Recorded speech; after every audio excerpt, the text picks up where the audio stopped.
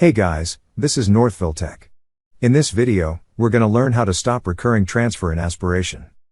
If you don't have an Aspiration account, we will put our affiliate link in the description below for you to sign up and receive a welcome bonus of up to $300. But if you already have an account, just open the website, then click Sign In. Now, log in with your email and password. Once you're signed in, you will see several tabs at the left side of the screen. Click on the tab that says Transfers. Under Transfers, you will see two tabs, History and Scheduled. Click on Scheduled. Now, click on the recurring transfer you wish to stop. So you will now see the details of the recurring transfer.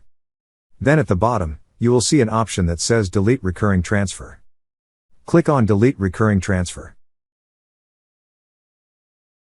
Then a pop-up message will appear asking if you're sure to delete the recurring transfer. To proceed, click on Delete. That's how to stop recurring transfer in Aspiration. Thank you so much guys for watching, and if you have not yet subscribed to our YouTube channel, please subscribe to our YouTube channel as we create tech videos related to financial apps almost every day.